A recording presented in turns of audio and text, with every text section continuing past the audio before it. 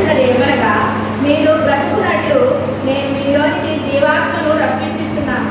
చర్మము కప్పి మీకు నరములనిచ్చి మీ మీద మాంసము పొదిగి చర్మము మీ మీద కప్పెను. మీలో జీవాత్మనుంచగా మీరు బ్రతుకుడు. అప్పుడు నేను యెహోవానై ఉన్నానని మీరు తెలుసుకొందురు. ఆయన నాకు ఇచ్చిన ఆజ్ఞ ప్రకారము నేను ప్రవచించుచుండగా గడగడమను ధ్వని ఒకటి పుట్టెను. అప్పుడు ఎముకలు ఒకదానితో ఒకటి కలుసుకొనెను. నేను చూచుచుండగా నరములను మాంసమును వాటి మీదికి వచ్చెను. వాటి పైన చర్మము కప్పెను. అయితే వాటిలో జీవాత్మ ఏమాత్రమును లేకపోయేది. అప్పుడు ఆయన, నరపుత్రుడా, జీవాత్మ వచ్చినట్లు ప్రవచించి ఇట్లనెను, ప్రభువు యెహోవా సెలవిచ్చినదేమనగా, జీవాత్మ నలుదిక్కుల నుండి వచ్చి మతులైన మీరు బ్రతుకున్నట్లు వారి మీది ఊపిరి విడువుము.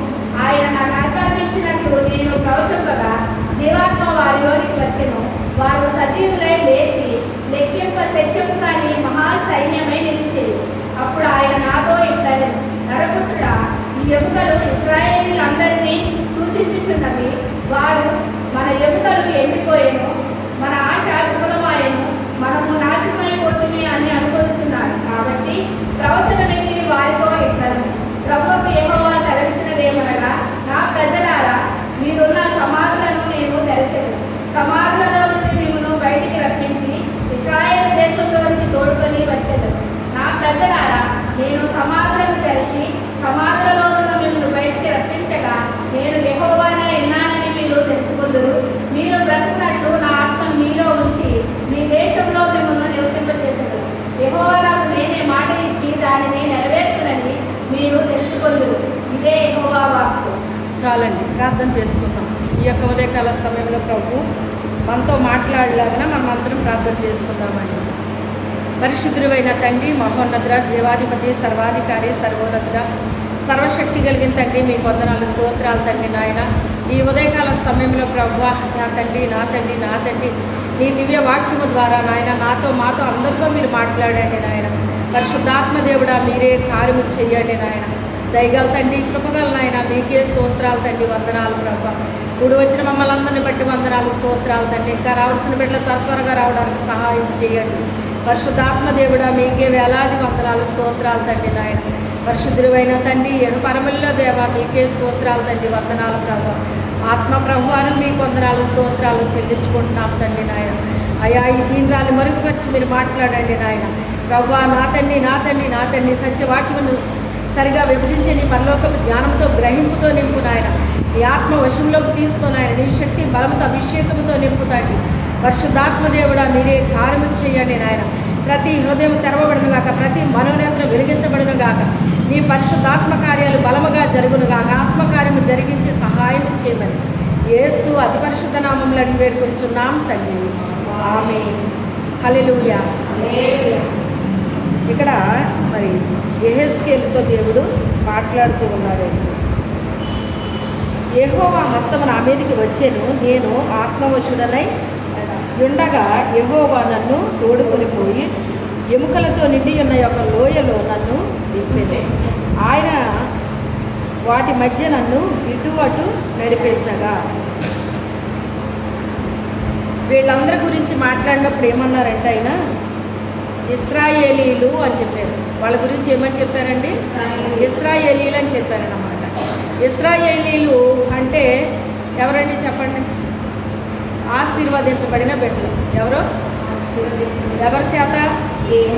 దేవుని చేత ఆశీర్వదించబడిన బిడ్డలు అన్నమాట. అయితే ఆయన చేత ఆశీర్వదించబడ్డారు. కానీ ఏమైపోయారంటే వీళ్ళు హతులైపోయారు. హతులైపోవడం అంటే ఏంటో చెప్పగలరా? చంపబడ్డారంటే వాళ్ళు చంపుకోలేదు, ఎవరో వాళ్ళని చంపారు. అర్థమైందా? ఎవరో వాళ్ళని చంపితే వాళ్ళు హతులయ్యారు. వీళ్ళు ఇశ్రాయేలీలే. ఇంకోటి ఏం వాడుతున్నాడంటే వీళ్ళ గురించి సైన్యము. ఏ సైన్యము? దేవుని యొక్క మహాసైన్యం అండి వీళ్ళు. ఎవరో చెప్పాలి మీరు. మీరు చెప్తే మీకు జ్ఞాపకం ఉంటుంది, అది మీ నోటితో పలకాలి. దేవుని యొక్క మహాసైన్యమైన ఇశ్రాయేలీయులు. దేవుని సైన్యం అంటే ఎంత బలమైన వాళ్ళో మీరు ఒకసారి ఆలోచించండి. సైన్యంలో ఉన్న వాళ్ళని, సైనికుల్ని, మన దేశ సరిహద్దుల్లో సైనికులు ఉంటారు కదా, సన్నగా పేలగా బక్కగా గాలెత్తి ఎగిరిపోయి ఉన్న వాళ్ళు తీసుకుంటారండి సైన్యంలోకి. ఎలా ఉండాలి వాళ్ళు? చాలా బలంగా ఉండాలి. బలంగా ఉండాలంటే ఏ ఏ ఏ ఆహారం తినాలి వాళ్ళు? బలమైన ఆహారం తినాలి. రోజు చారు వేసుకుని తింటే బలంగా అయిపోతారమ్మా. చారు ఎప్పుడు వాడాలి మనం? డైలీ కొంచెం వేసుకున్నా ఏం పర్వాలేదు, కానీ చారు వేసుకుంటే కడుపు చాలా హాయిగా ఉందని అని రోజు చారు తిను. నీకున్న బలం కూడా పోయి మనిషి మాత్రమే కనబడతా, నీకు ఏం ఓపిక ఉండదు.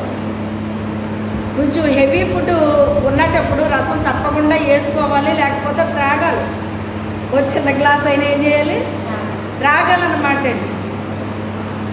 అప్పుడు జీర్ణశక్తి బాగుంటుంది. అలా అని చెప్పి రోజు అదే వేసుకుని తినకూడదు, బలం ఉండదు. సైనికుల యొక్క ఫుడ్ వేరేగా ఉంటుందండి. సైనికుల యొక్క ఫుడ్ వేరేగా ఉంటుంది. ఎంత భయంకరమైన శ్రమ అయినా కూడా తట్టుకునేంత శక్తి వాళ్ళకు ఉంటుందండి. వాళ్ళ ముందు శవాలు పడిపోతున్నా శవాలను చూడరాళ్ళు, శత్రువులు చూస్తారు. ఎవరిని చూస్తారు? శత్రువులు చూస్తారు. అవతల వాళ్ళు అటాక్ చేస్తుంటే వీళ్ళ ప్రాణాల సహితము లెక్క చేయరండి. అయ్యో వీడు చచ్చిపోయాడా, అయ్యో వీడు చచ్చిపోయాడా, వీడు మా ఊరోడు, వీడు మా ఇంటి వెనకాలోడు, అలా చూసుకోరు. అప్పుడు చచ్చిపోయిన వాళ్ళు అసలు ఇంక పట్టించుకోరాళ్ళు. ఒకవేళ ప్రాణం ఉంటే గబగబా ఆ వ్యక్తిని తీసుకెళ్ళడానికి కొంతమంది వ్యక్తులు ఉంటారండి, వాళ్ళకి హెల్ప్ చేయడానికి ఉంటారు కొంత జనం. వాళ్ళకి ఇంచుమించుగా వెంటనే ఇన్స్టెంట్ చికిత్స అంటే వైద్యం వెంటనే అందించే వైద్యం ఉంటుంది. మళ్ళా తర్వాత వాళ్ళని మంచి హాస్పిటల్ తీసుకెళ్ళి మంచి వైద్యం అంటే త్వరగా కోలుకోవాలన్నమాట అండి. వాళ్ళు అలాంటి వైద్యాన్ని అందిస్తారండి. సైనికులు అంటే చాలా బలమైన వాళ్ళండి, చాలా బలమైన వాళ్ళు. ఆత్మీయ బలం ఉండాలి, శరీర బలం ఉండాలి, మనసు కూడా స్ట్రాంగ్ ఉండాలి వాళ్ళకి. అందుకే చూడండి ఐఏఎస్ఎల్ని ప్రశ్నించేటప్పుడు అంటండి కొన్ని వీళ్ళ మానసిక స్థితి ఎలా ఉంది అని కూడా క్వశ్చన్స్ వేస్తారటండి. అది చదువులో ఉన్నది కాదది. ఇప్పుడు ఇలా జరిగితే అప్పుడు నువ్వేం చేస్తావు అంటే వీళ్ళ యొక్క మానసిక స్థితి ఎలా ఉంది అనేటువంటి ప్రశ్నలు, జనరల్ క్వశ్చన్స్ కూడా వాళ్ళు అడుగుతారన్నమాట. అది ఏమి యూజ్ ఏమీ కాదు, కానీ వీళ్ళ మానసిక స్థితి ఎలా ఉంది, మంచిగానే పనిచేస్తుందా లేదా అనేటువంటిది వాళ్ళు తెలుసుకోవడం కోసం అలాంటి జనరల్ క్వశ్చన్స్ కొన్ని అడుగుతారటండి.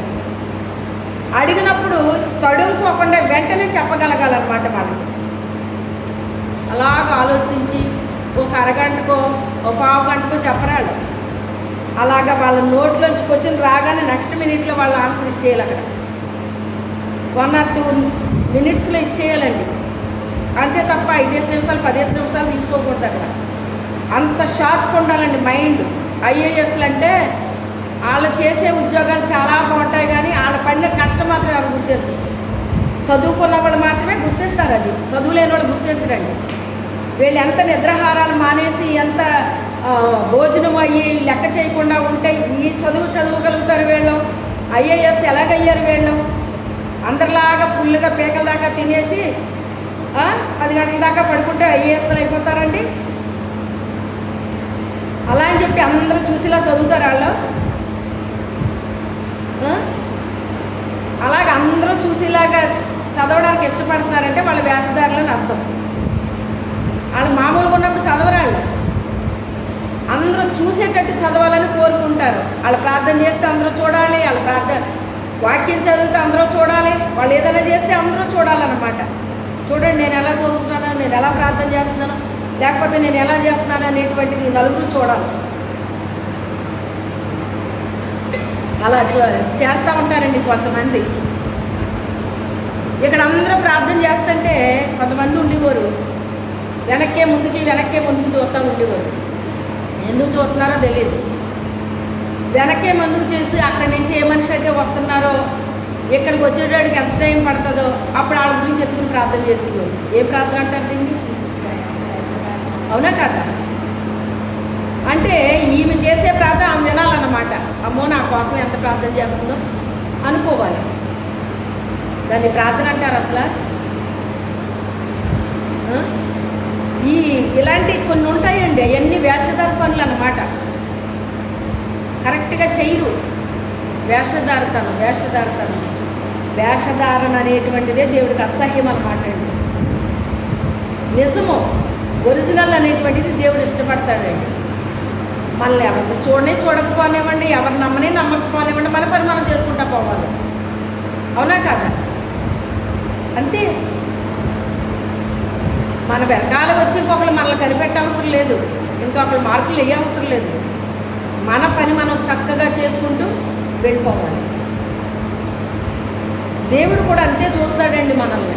దేవుడు కూడా అంతే చూస్తాడు. మనం ఎలా చేస్తున్నాము ఏంటి అనేటువంటిది చూస్తాడండి. అంతమంది జనాభా ఉంటే కేవలం యెహెజ్కేలుని ఎందుకు తీసుకొచ్చాడు ఆయన? చెప్పండి. యెహెజ్కేలు ఒక ప్రవక్త. ఆ ప్రవక్తను ఎందుకు తీసుకొచ్చినట్టు అక్కడికి? ఎక్కడ తీసుకొచ్చాడంట?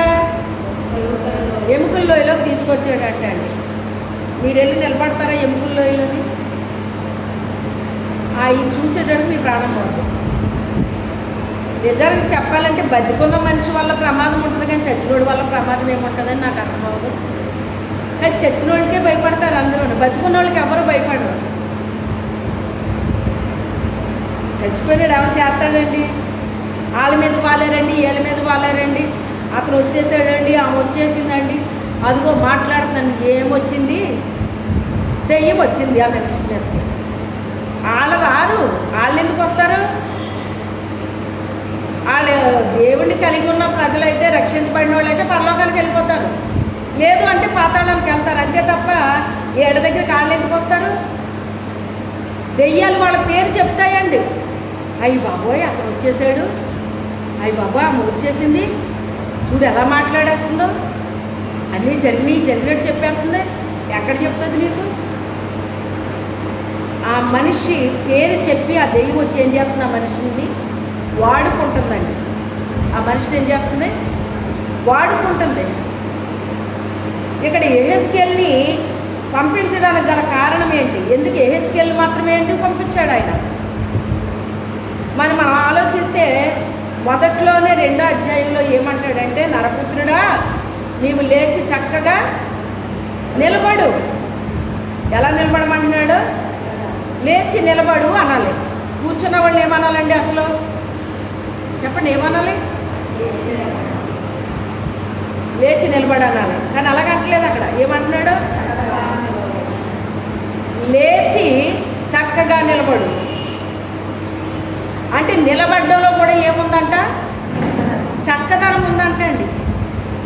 పిఓ గారి దగ్గరికి వెళ్ళి మీ ఇష్టం వచ్చినట్టు నిలబడితే ఏమైనా బాగుంటుందా? వీడి ముందు అర్జెంటుగా బయటికి పంపించండి, వీడికి ఎలాగ రావాలో నా దగ్గరికి తెలియదా, వీడికి ఎలా మాట్లాడాలో తెలియదా, ఇలాంటి చేతగానోడు నా దగ్గరికి ఎందుకు పంపించారు, నా టైం ఎందుకు వేస్ట్ అవ్వాలి నాకు అంటాడా అండి ఆయన? ఎందుకు పంపించారు వీడు నా దగ్గరికి? వీడికి నిలబడ్డం రాదు, మాట్లాడడం రాదు, ఏమీ రావు. ఇలాంటి వాడు నా దగ్గరికి ఎలాగ పంపించారు మీరు? నా టైం తినేయడానికి తప్ప మీకు ఆ మాత్రం తెలీదా?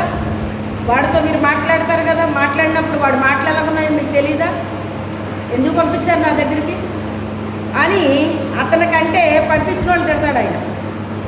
అతన్ని కాదు ముందు తిట్టేది, పంపించిన వాళ్ళు తిడతాడు ఆయన. అవునా కాదా? లేచి చక్కగా నిలబడు. ఎందుకు చక్కగా నిలబడాలంట? నీతో నేను మాట్లాడాలనుకుంటున్నాను. ఎవరితో మాట్లాడతాడంట ఆయన? చక్కగా నిలబడాలంట. దేవుని దగ్గరికి వచ్చినప్పుడు ఎలా నిలబడాలంట? చక్కగా నిలబడాలి. నిలబడ్డం రావాలి మనకి. పుట్టినది మొదలుకొని కుంటివాడైన ఒకడినే పేతురు నన్ను తేరి చూడు, వాళ్ళు ఇచ్చినట్టుగా వీళ్ళు ఇచ్చినట్టుగా వెండి బంగారాలు నేను ఇవ్వను కానీ, నా దగ్గర లేవు కానీ నాకు కలిగింది నీకు ఇస్తాను, నజరేయుడైన యేసుక్రీస్తు నామములో లేచి నిలబడని అతని కుడి చెయ్యి ఇచ్చినప్పుడు అతను పట్టుకుని దిక్కున లేచి నిలిచాడని వాక్యం చెబుతుంది. అపోస్తుల కార్యాలు 2వ అధ్యాయంలో ఇది ఉంటుందండి మనకి. లేచి నిలబడ్డాడటండి. నిలబడి నడిచాడట.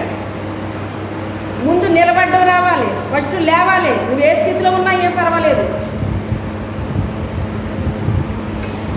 నేను లేచి నిలబడమన్నప్పుడు నువ్వు చక్కగా లేచి ఏం చేయాలి? నిలబడాలి. నిలబడిన తర్వాత ఏం చేశాడంట? అతను నడిచాడంట. ఏం చేశాడు? నడిచాడంటండి.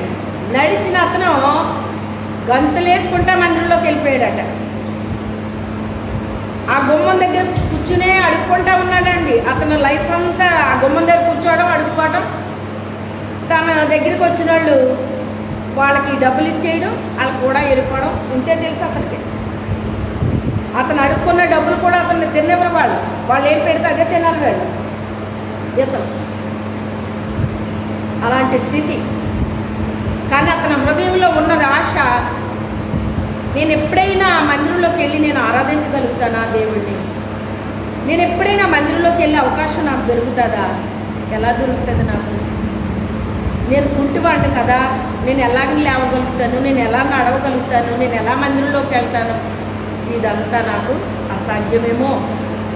నా లైఫ్ లాంగ్ ఈ గుమ్మం బయటే కూర్చుని అడుక్కునే నేను ఇలా బతకాలేమో. మా ఇంట్లో వాళ్ళందరూ నన్ను ఎలా చేసేసారు. ఎలా చేస్తారు? ఇతరులను అడుక్కునే అలవాటు చేశారండి వాళ్ళు.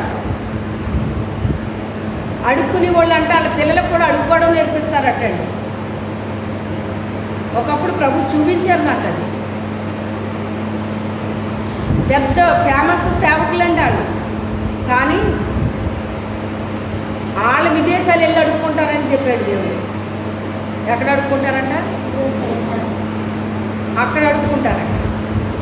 అడుక్కునే వాళ్ళలో కూడా చాలా కేటగిరీస్ ఉంటాయండి. చీప్ అండ్ బెస్టా? మన గుమ్మాల దగ్గరికి వచ్చి అడుక్కుంటారే, వాళ్ళు చాలా చీప్గా ఉంటారండి. కొంతమంది అడుక్కునే విధానం అలాగే ఉండదు. చేతులు అస్సలు డబ్బులు లేవండి, ఇది అవసరం వచ్చేసిందండి, అది అవసరం వచ్చేసిందండి, అలాగండి ఇలాగండి, ఇలాగ అడుక్కుంటారండి. ఇది అడుక్కున్నట్టు కనపడుతుందా ఏమన్నానే?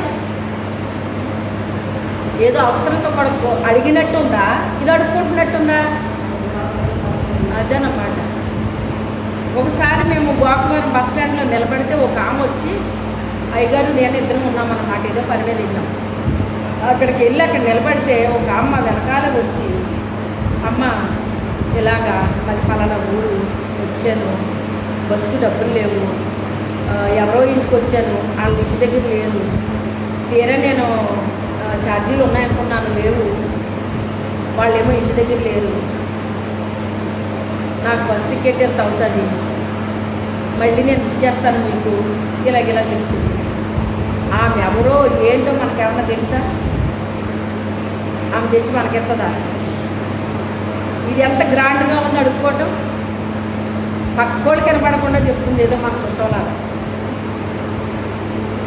పక్క మనిషి కూడా వినపడకుండా కనబడకుండా పక్కకు వచ్చి మాట్లాడుతుంది అన్నమాట.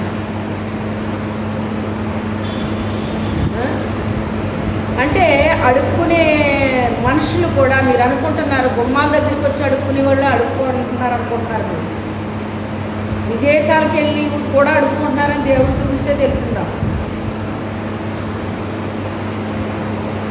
కొంతమంది అయితే వ్యభిచారపు ఆత్మ వాళ్ళలో పనిచేస్తుందని చూపించారు.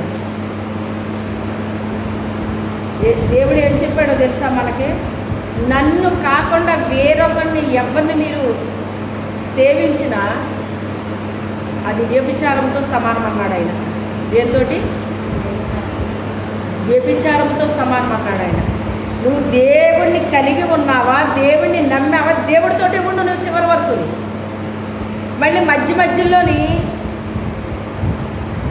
ఎవరో దగ్గరికి ఏదో వెళ్ళి వాళ్ళ దగ్గర ఏదో తెచ్చుకోవడానికి చేయడానికి ఇవన్నీ కూడా వేషధారతనానికి నేను ఆలోచించానన్నమాట. అది బయలుపరిచిన తర్వాత ఆ మందిరానికి వెళ్ళిన వాళ్ళు కూడా సేమ్ అదే ఫాలో అయిపోతున్నారన్నమాట.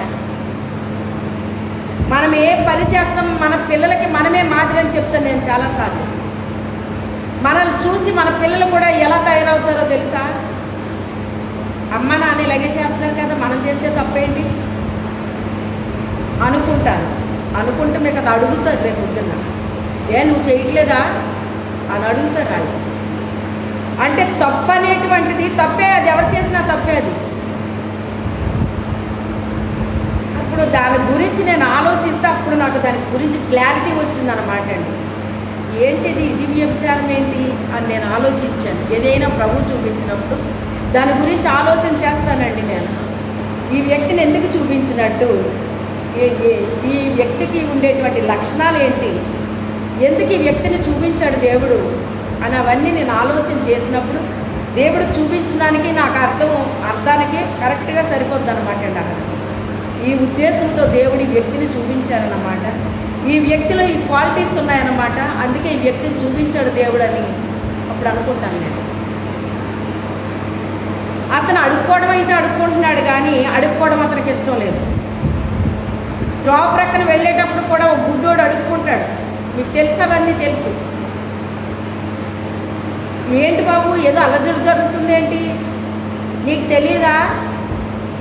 యేసు ప్రభు వెళ్తున్నాడు ఇలాగ అని చెప్తే, అవునా అనేసి, నజరేయుడైన దావీదు కుమారుడు అయిన యేసు నన్ను కరుణించు అంటున్నాడు. హ్యాపరా, ఆయన చాలా దూరం వెళ్ళిపోయాడు. అప్పుడే నీ మాట ఎక్కడ కనపడుతుంది, ఆపు అన్నాడు.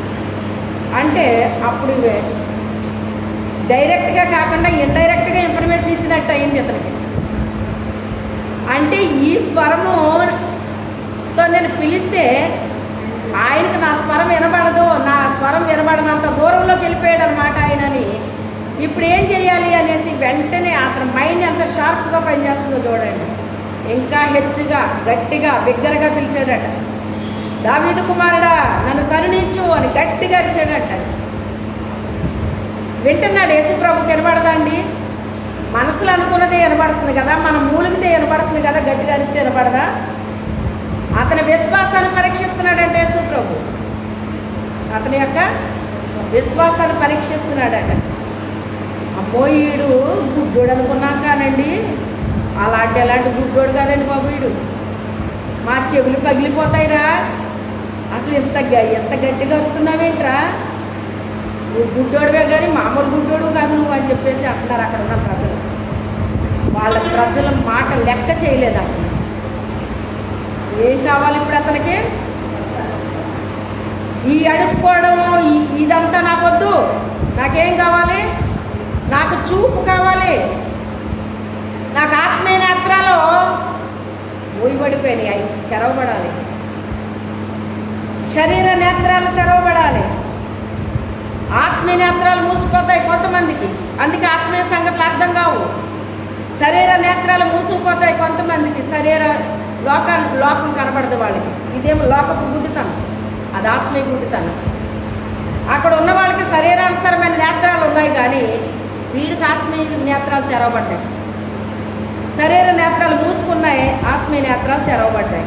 అందుకే వాడు గ్రహిస్తున్నాడు, ఆయన నా స్వరము వినబడనంత దూరంలోకి వెళ్ళిపోయాడు ఆయన అని తన స్వరాన్ని పెంచి వాళ్ళు ఎంతగా అతన్ని చూశారట, కానీ ఎంత మాత్రము అతన్ని నివారించలేకపోయాను అని ఉంటుంది అక్కడ. అతను అంటున్నాడు,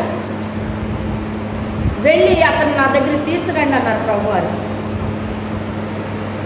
యేసు ప్రభు దగ్గర ఉన్న వాళ్ళకి కూడా చాలా చిరాకంటండి, కొన్ని పనులు చేయాలని చాలా చిరాకంట. ఎవరు చిరాకు పడుతున్నారో వాళ్ళకే చెప్తాడంటే 10 సార్లు అయినా జయించాలి, దాన్ని జయించాలి. జయించి వరకు అదే ఎదురొస్తుంది నీకు. ఏదైతే నువ్వు దేన్ని చూసి చిరాకు పడుతున్నావో, దేన్ని చూసి అసహించుకుంటున్నావో, అదే నీకు 10 సార్లు ఎదురొస్తుంది. ఎందుకు ఎదురొస్తుందో తెలుసా? దాన్ని నువ్వు జయించలేకపోతున్నావు కాబట్టి పదే నీ ఎదుటికి తీసుకొస్తాడు దేవుడు. దాన్ని చూసి ఆహా ఇదా అని నువ్వు అనుకునేంతవరకు అది ఎదురొస్తుంది. ఎప్పుడైతే అది నువ్వు దాన్ని లెక్క చేయకుండా కామ్గా నువ్వు మట్టికి నువ్వు ఊరుకున్నావో, దాని గురించి నువ్వు మాట్లాడకుండా నెమ్మది అయిపోయావో, అప్పుడు అది కూడా నీ దగ్గరికి ఇక రాదు, ఇక రాదండి. ఆ గుడ్డివాడిని ఇలా తీసుకురండి అన్నాడు ఆయన. ఎవరైతే విసుక్కున్నారో వాళ్ళే వెళ్ళి తీసుకొచ్చారటండి. ఎలా పిలుస్తారండి అప్పుడు వాళ్ళు? రా బాబు, యేసు ప్రభు నేను పిలుస్తున్నారు అంటారా ఎవరన్నానే? రా రా అరిసిరిగాడికి చాలు కానీ అంటారా అనరా? ముద్దుగా పిలుస్తారా? లేకపోతేని గుడ్డోడివే కానీ చాలా గట్టిగా బాబు మేము నీ వాసిగా వచ్చి నేను తీసుకెళ్ళాలి మళ్ళీ ఆయన దగ్గరికి అని రా రా అనేసి ఆ మాటలోనే ఉంటుంది అన్నమాట అండి పరుకుదనం. తర్వాత మరి గుడ్డోడు కదా ఏం చేయాలి? చేయి పట్టుకుని తీసుకెళ్ళాలి. చేయి పట్టుకుని ఎలా తీసుకెళ్ళి ఉంటారంటారా? మెల్లగా రాబాబు గుడ్డలో పడతామంటారా? లాక్ వెళ్ళిపోతారు. దాన్ని ఏమంటామంటే బరాబరా లాక్ వెళ్ళిపోయారంటాం. రా రా చెప్పి నిలబడాలి నీ కోసం అయినా, పనులన్నీ మానేసుకుని నీ కోసం వెయిట్ చేయాలి ఆయన. రా రా అరిసావు కదా ఇప్పుడు దాకానే మేకలాగా నడు అని చెప్పి అతను లాక్కుంటూ పడద్రోసుకుంటూ అలా తీసుకెళ్ళి ఉండొచ్చు బహుశా, మనకు తెలియదు. కానీ అప్పుడు ఆయన దగ్గరికి వెళ్ళాక నువ్వేమి పొందగోరుచున్నావు? అతను మొదటి చేసిన పని ఏంటో తెలుసా? రా నేను పిలుస్తున్నాడు ఆయన అనేటప్పటికి అడుక్కుని కూడా ఒక గుడ్డ పరుచుకుంటారండి. మనం చూస్తాం, టౌన్లో బాగా చూస్తామండి. ఒక క్లాత్ పరుచుకుంటారు, ఆ క్లాత్ మీద అలా విసిరేస్తారండి. ఎవరైనా కాగితం మీద అది ఎగిరిపోతుంది కూడా అనమాట. కొంచెం అతను ఏదో పెట్టుకుంటాడు కదా, ఏ గిన్నె ఏదో పెట్టుకుంటాడు కదా, అందులో ఇవ్వచ్చు కదండి. ఓన్ అతను చేయి చాపుతాడు కదా, చేతిలో పెట్టవచ్చు కదా, అంతలోనే వచ్చేసింది అంటూ. అదే వ్యాధి వీళ్ళకి వస్తే ఏం చేస్తారు? ఆ వ్యాధితో అతను సఫర్ అవుతున్నాడు. ఆ వ్యాధి కంటే ప్రవర్తన ఇంకా వాళ్ళని బాధ పెట్టేస్తుంది అన్నమాట. ఏదో అంటరాని వాళ్ళకి వేసినట్టు అలాగే వేస్తారన్నమాట. ఆ చేతిలో కొంచెం అలా పెడితే ఏం పోయింది? అతను పట్టుకుంటాడు కదా, అవి ఎగిరెళ్ళిపోతాయండి. అవి మామూలుగా ఏంటి కాయిన్స్ అయితే నిలబడి ఉంటాయి కానీ అక్కడ పడతాయి, కానీ కాగితాలు వెళ్తే ఎగిరిపోవా? అతను ఎలా ఏరుకుని తెచ్చుకుంటాడు? మనము ధర్మం చేసేటప్పుడు కూడా చాలా జాగ్రత్తగా చెయ్యాలి. మనం అసహ్యంగా చిరాకుగా అలాగేస్తే ఇంక నీకేం ప్రయోజనం? వాళ్ళు కొంతమంది నిండారులుగా దీవిస్తారండి. ధర్మ తల్లి, ధర్మ ప్రభువులు, అది ఇది, నువ్వు చల్లగా ఉండాలమ్మా, మీరు చల్లగా ఉండాలయ్యా అని ఇలాగ అంటారు. వాళ్ళు నిజంగానే కొంతమంది బ్లెస్ చేస్తారండి. కొంతమంది ఏమో వేసాడులే రూపాయి కాసు ఎందుకు చెల్లుతుంది అని తిట్టేవాళ్ళు కూడా ఉంటారు. ఈ 5 రూపాయల బిళ్ళ ఏం చేసుకోవాలి, ఏమవుతుంది, తీయన్న అవుతుందా 5 రూపాయికి అని. మొన్న ఒక షాప్కి వెళ్ళామండి. వెళ్ళినప్పుడు అక్కడ కూడా అడుక్కుని కూడా వచ్చారు. పెద్ద షాపు, అది కోట్ల కొలది బిజినెస్. ఆ యజమాని ఎప్పుడైతే అతను వచ్చి గుమ్మదరికి వచ్చి అడుగుతున్నాడో, అక్కడ వర్క్ చేసే ఒక వర్కర్, ఒక ఆమె లేడీ వచ్చింది. లేడీ వచ్చి ఇలాగ అయ్యారు అనేసి మెల్లగా చెప్పింది ఆయనకి. అతనికి వినపడుతుంది.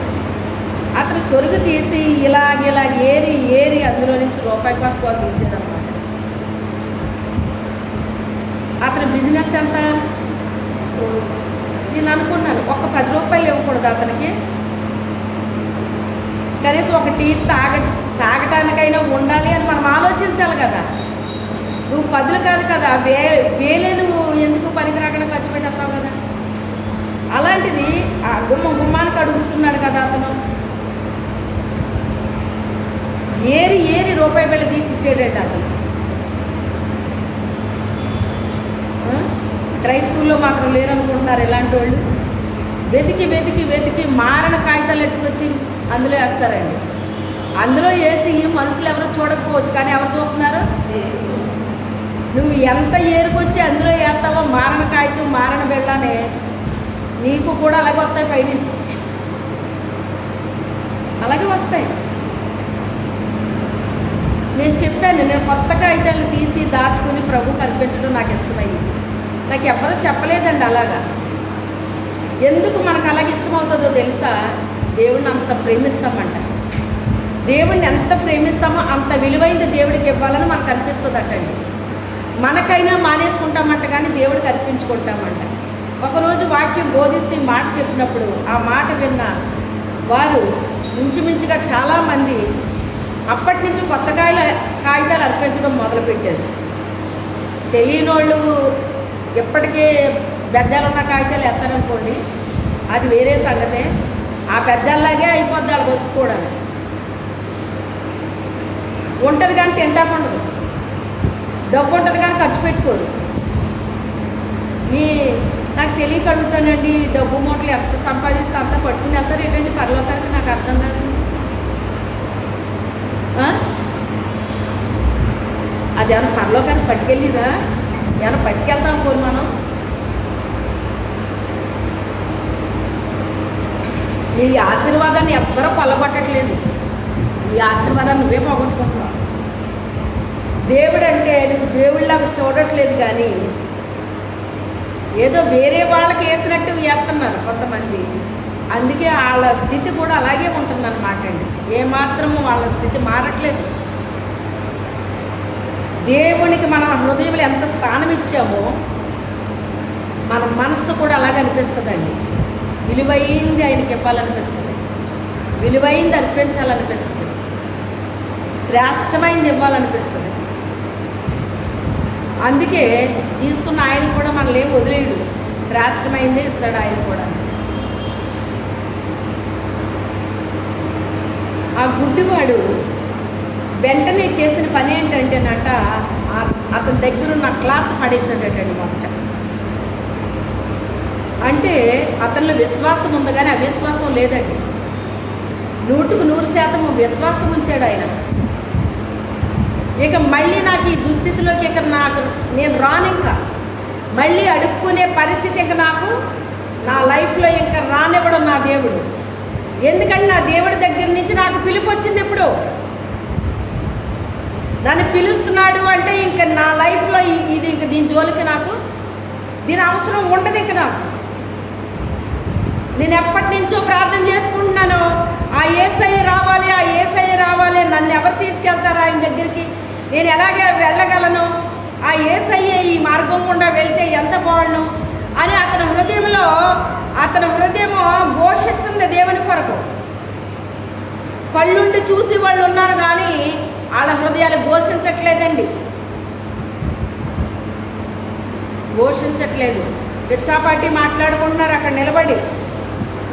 కానీ అతనైతే ఆ దేవుడు, ఆ యేసు ప్రభు ఈ మార్గాన్ని వెళ్ళుంటే ఎంత బాగుండును, నాకు చూపించును కదా, నా యేసయ్య నాకు చూపించును కదా. చచ్చిపోయిన వాళ్ళు బ్రతికిస్తున్నాడు, కళ్ళు లేని వాళ్ళకి కళ్ళు ఇస్తున్నాడు, కాళ్ళు లేని వాళ్ళకి కాళ్ళు ఇస్తున్నాడు, అన్నీ చేస్తున్నాడు కదా ఆయన. ఆ యేసయ్య నా వీధిలో నుంచి లేకపోతే నా ముందు నుంచి వెళ్తే ఎంత బాగుండును అని హృదయంలో తప్పిస్తున్నాడండి ఆయన కోసం. కళ్ళున్న వాళ్ళందరూ కళ్ళుతో లోకాన్ని చూస్తున్నారు, చూసి ఏదో కోరుకుంటున్నారండి. ఇంకా నేను ఏదో చూడాలి, ఏదో అనుభవించాలి, ఏదో చూడాలి, ఏదో అనుభవించాలన్న కోరికలు ఎక్కువైపోయింది వాళ్ళు. ఆయన యేసయ్యని కోరుకున్నాడు. ఎందుకంటే నా కంటి చూపు కావాలి, నాకు ఏం కావాలి, కంటి చూపు కావాలి నాకు అని కోరుకున్నాడు. అతని కోరిక మేరకు పిలుపు వచ్చింది. ఆ పిలుపుని అతను వెంటనే అమలు జరిపాడు. పిలిచిన వెంటనే వెళ్ళిపోలేదండి, ముందు గొడ్డ ఇసిరి కొట్టాడటండి. వీడు గుడ్డోడే కానీ వీడికి ఎంత గర్వం అండి, ఇప్పుడు దాకా గొడ్డ వేసుకుని అడుక్కున్నాడో, ఇప్పుడు చూడండి ఎంత ఇసిరి కొట్టాడో గొడ్డనే. ఒకవేళ యేసు ప్రభు వీడిని స్వస్థపరచలేదు అనుకోండి, అప్పుడు బడ్డీ వేసుకుని అడుక్కోడా వీడు? ఎందుకో దానికి ఉపయోగపడుతుందని దాచుకోవాలి కదా. దాచుకున్న దాని విశ్వాసం అన్నదాన్ని ఎందుకైనా పనికొస్తుంది అన్నదాన్ని, అది విశ్వాసం అన్నదాన్ని. అంటే నువ్వు స్వస్థపరచవచ్చు, స్వస్థపరచలేకపోవచ్చు, ఎందుకైనా ఈ గుడ్డ ఉంటే నాకు మంచిది, ఎప్పటికైనా దేనికైనా ఉపయోగపడుతుంది అని మడిసి అక్కడ దాయలేదు. అతను విసిరి కొట్టాడంట. నీ జీవితంలో అద్భుతం జరగాలి అంటే నువ్వేం చేయాలి? దేవుడు నిన్ను పిలిచినప్పుడు ఒకవేళ నువ్వే ప్రార్థన చేస్తున్నావేమో, నాకేమైనా గుడ్డితనం ఉందేమో ప్రభువా, నా గుడ్డితనాన్ని తొలగించిన ఆయన, నన్ను స్వస్థపరిచాయా, నిలబడాలని ఉంది కానీ నేను నిలబడలేకపోతున్నాను నీలోని, నడవాలనుకుంటున్నాను కానీ నడవలేకపోతున్నాను నీతోని, ఇది చేయాలనుకుంటున్నాను అది చేయాలనుకుంటున్నాను ఏది చేయలేకపోతున్నాను నేను. తండ్రి నాకు సహాయం చేయి, నాకు సహాయం చేయి. మనలో ఆశ ఉంటే ఎప్పటికైనా దేవుడు మన దగ్గరికి వస్తాడండి. ఎప్పటికైనా పిలుపు వస్తుంది నీకు. ఆ పిలుపుని అతను ఏం చేసుకున్నాడో సద్వినియోగం చేసుకున్నాడు. దాన్ని విడిచిపెట్టుకోలేదు అతనికి వచ్చిన అవకాశాన్ని అతను విడిచిపెట్టుకోలేదు. ఆ గుడ్డని విసిరి కొట్టాడు. నీ పాత జీవితాన్ని విసిరి కొట్టాలి. నువ్వు ఇక పాత జీవితాన్ని కంటిన్యూ చేయకూడదు. యేసయ్య దగ్గరికి ఎప్పుడైతే నీకు పిలుపు వచ్చిందో నీ పాత జీవితాన్ని ముందేం చేయాలి, నువ్వు విడిచిపెట్టేయాలి. ఒక నూతనమైనది నీకు ఇస్తాడు, నూతనమైన దృష్టి పొందుకుంటాడు. ఇప్పుడు ఇతను నీకేం కావాలనుకుంటున్నావు, నేనేం చెయ్యాలని నువ్వు కోరుకుంటున్నావు అంటే అప్పుడు అతను అంటాడు కదా, అయ్యా నేను చూపు పొందబోరుచున్నాను అన్నాడు. పుట్టినది మొదలుకొని గుడ్డువాడైన పక్షవాయువు గలవాడు ఒకడు ఉంటాడు బెతస్దా కోనేటి దగ్గర. 38 సంవత్సరాలు అతనికి. యేసుక్రీస్తు కంటే 8 సంవత్సరాలు పెద్దోడటండి. ఎంత సీనియర్ మరి. పుట్టినది మొదలుకొని కుంటూడే అక్కడే పడి ఉన్నాడటండి. రోజుకి కనీసం ఇంచు కదిలితే వెళ్ళి పడిపోతాడటండి. అందులోని ఎవరో తీసుకెళ్ళి ముంచక్కర్లేదు.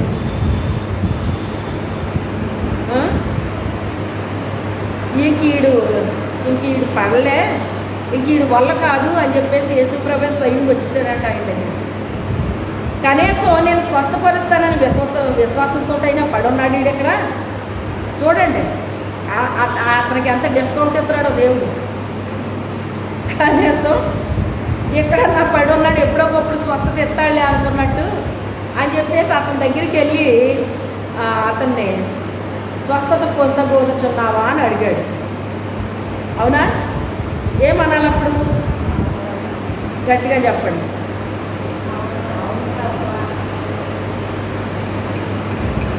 సింపుల్గా చెప్పండి నాకు. స్వస్థత పొందబోరుచున్నావా అంటే సింపుల్ ఆన్సర్ ఏంటి? అవును ప్రభువా. అవును అనేటువంటి 2 అక్షరాలు. అవునా కాదా? 2 అక్షరాలండి. అవును ప్రభువా అంటే ఎంత సింపుల్గా ఉంది. 1 మార్కుకి 1 క్వశ్చన్ ఉంటుంది. 2 మార్కులకి కొన్ని క్వశ్చన్స్ ఉంటాయి. 10 మార్కులకి క్వశ్చన్స్ ఉంటాయి. 10 మార్కులు క్వశ్చన్ ఇచ్చి 2 క్వశ్చన్స్ ఇచ్చి ఒక ఆన్సర్ రాయమన్నాడు. మాస్టర్ ప్రింట్ చేసి ఇచ్చారు మీకు పేపర్. మీకు 2 ఆన్సర్లు వచ్చు. 2 ఆన్సర్లు రాస్తే ఆయన 20 మార్కులు ఎత్తాడా? ఎందుకని? ఆయన రాయమన్నదే ఒకటే. నీకు వచ్చి కనుక నువ్వేం చేశావు? 2 మార్కులు వేసావు. 2 వాటికి ఆన్సర్ రాశాను. నీ టైం వేస్ట్ తప్ప అక్కడ జరిగేది ఏముండదు. ఇంకా అక్కడ ఆన్సర్ కూడా యేసు ప్రభు మనల్ని అడిగితే చుట్టూ తిరిగి మెట్టకొచ్చినట్టు ఆన్సర్ ఇవ్వకూడదు.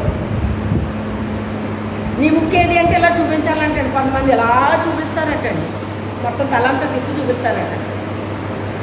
అది చూపించింది ఈ ముక్కునే చూపించారంట. ఏది దగ్గరికి ఉంది? కొంతమంది ఆన్సర్లు అలా ఉంటాయన్నమాట.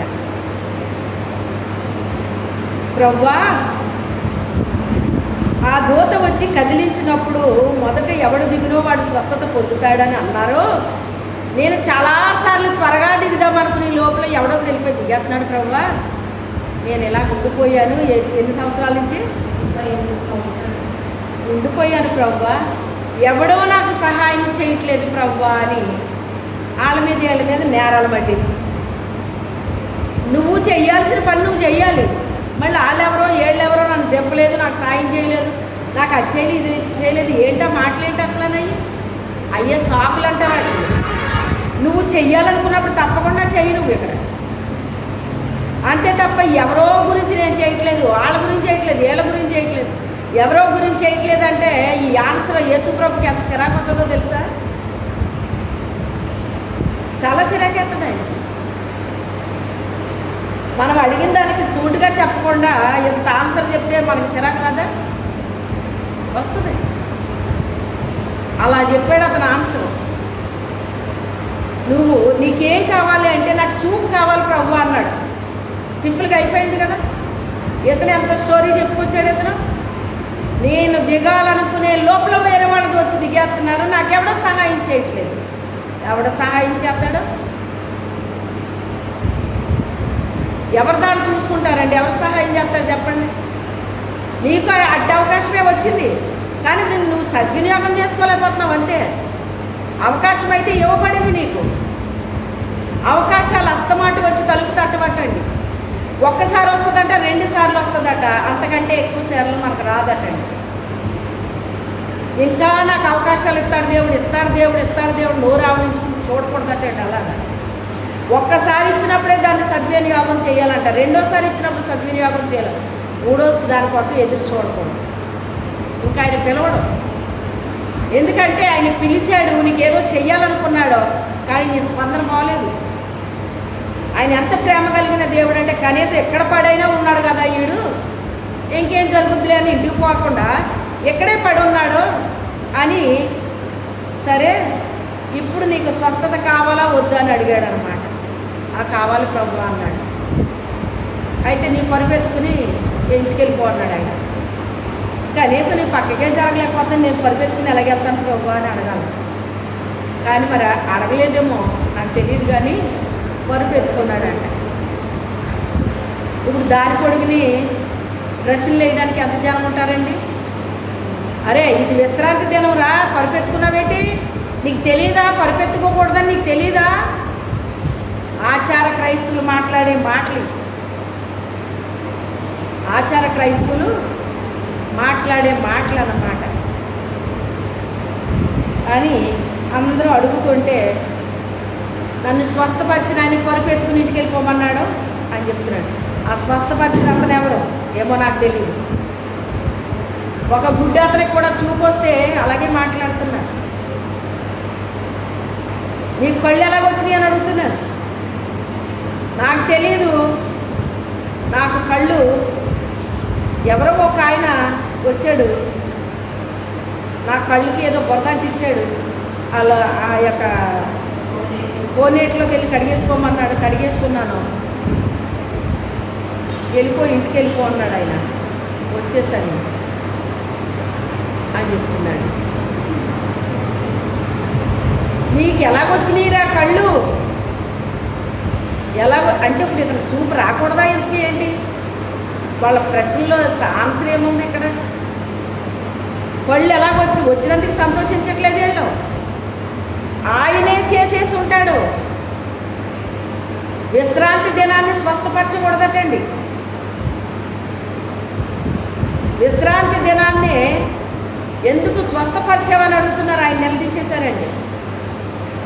విశ్రాంతి దినాన్ని నీ యొక్క గాడిదెళ్ళి గుంటలో పడ్డదనుకో, అప్పుడు ఈవేళ విశ్రాంతి దినం కదా రేపు తీసుకుందాంలే అనుకుంటావా అన్నాడు ఆయన.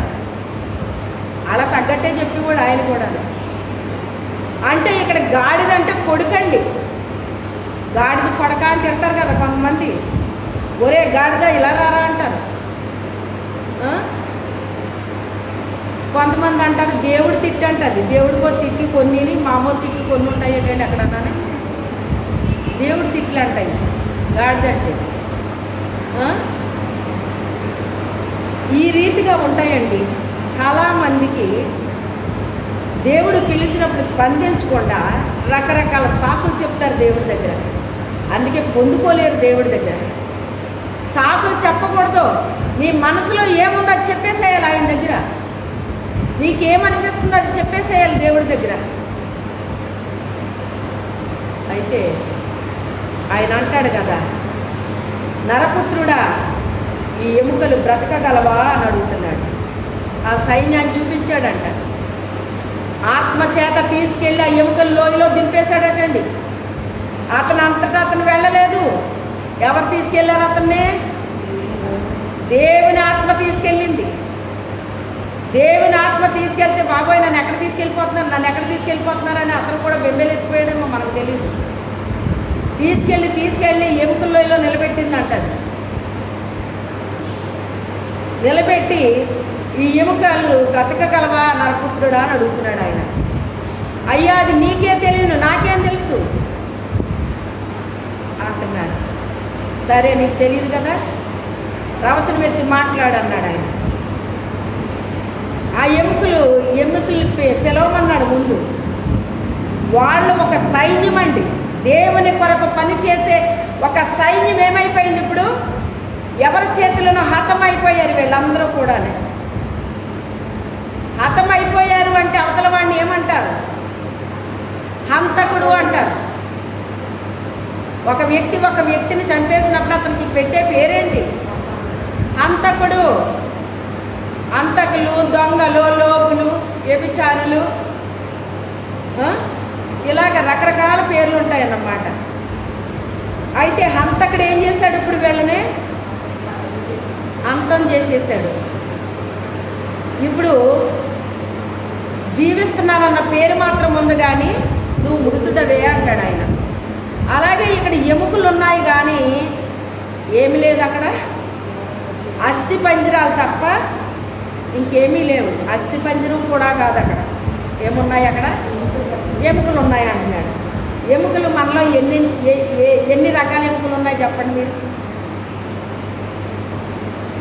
మన తలలో ఎముకలు ఉంటాయి, మన చెవిలో ఎముకలు ఉంటాయి, మన కంటి దగ్గర ఎముక ఉంటుంది,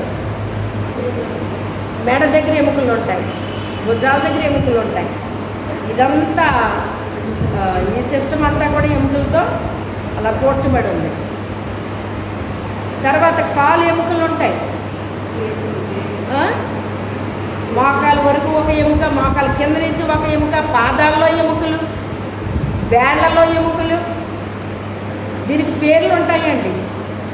ఎముకలు, కీళ్ళు,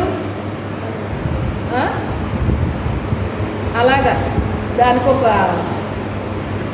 పాఠం ఉంటుందిలేండి. అవన్నీ ఉంటాయి. అదంతా ఒక అస్థి పంజరులాగా ఏమీ లేదు. ఇది నలుదిక్కులకు ఈ జీవాత్మ వెళ్ళిపోయిందంటండి. ఈ ఎముకలన్నీ చల్లా చెదిరైపోయినాయి అంటండి. ఇప్పుడు ఎముకలారా మీరందరూ వచ్చి అతుక్కోండి అన్నాడంట. అతుక్కోండి అంటే గడగడగడమని ఒక శబ్దం వచ్చి ఆ ఎముకలు, దేని ఎముకలు దానికి అతకబడిపోయినాయి అంటండి. దేని ఎముకలు దానికి అతకబడ్డాడు. తలకి, చెవులకి, మొహానికి, చేతులకి, బాడీకి, కాళ్ళకి, వేళ్ళకి, ఎవరి ఎముకలు వాళ్ళకే అతుక్కున్నాయంట. వచ్చి వెళ్ళి ఇంకొకరికి వాళ్ళు వచ్చి ఇంకొకరికి అతుక్కోలేదు. అక్కడ ఎవరి ఎముకలు వాళ్ళకే అతుక్కున్నాయండి. పొట్టుగా ఉన్న వ్యక్తి ఎముకలు వెళ్ళి పొడవుగా ఉన్న వ్యక్తికి అతుక్కున్నాయనుకోండి, ఎలా ఉంటుంది చెప్పండి? సూట్ అవుతుందా? పొడవుగా ఉన్న వాళ్ళ ఎముకలు కాస్త పొడవుగా ఉంటాయి, పొట్టిగా ఉన్న వాళ్ళ ఎముకలు పొట్టిగా ఉంటాయి. అందుకే వీళ్ళకే సూట్ అవుతాయి, ఒకరు సూట్ అవ్వండి. అందుకే గడగడగడమని ఒక శబ్దం వచ్చి ఎవరి ఎముకలు వాళ్ళకే అతుక్కున్నాయట. ఏవండి, మీరు ఎప్పుడైనా వెళ్ళి ఒక సమాధుల దగ్గర ఒక నైట్ మీరు ఉండండి, అక్కడ రకరకాల వినపడతా ఉంటాయి అంటారు చాలామంది. విన్నవాళ్ళు కూడా చెప్తూ ఉంటారండి. రాత్రి అయ్యేటప్పుడు శబ్దాలు వచ్చినాయి, లై వచ్చినాయి, ఇవి వచ్చినాయి. అది చెప్తున్నాను కదా, చచ్చిపోయిన వాళ్ళు ఏం మాట్లాడరు, వాళ్ళు ఏం శబ్దాలు చేయరండి. ఎముకలయ్యి అంతే. కొంతకాలానికి ఆ ఎముకలు కూడా భూమిలో కలిసిపోతాయి. ఎంతకీ ప్రాబ్లం ఎవరితోని? అది అందుకే దురాత్మలు ఏం చేస్తాయి అంటే ఈ సమాధుల దగ్గర అవి రకరకాల శబ్దాలే చేయని, లేకపోతే ఏదో చేయని. అవి దురాత్మలు చేసే పనులండి, అంతే తప్ప ఎముకలు ఏం చేయవండి. అతడు పరిశుద్ధుడు కనుక అతని శరీరాన్ని కుళ్ళు పట్టనివ్వవు అని దావీదు రాశాడండి. ఎవరి గురించి రాశాడు? అదండి, పరిశుద్ధులు ఎముకలు కుళ్ళు పట్టబట్టండి. ఆయన రాశారు. ఈ ఎముకలన్నీ చేర్చబడ్డాయంట. తర్వాత అతన్ని ప్రవచించమంటున్నాడు దేవుడు.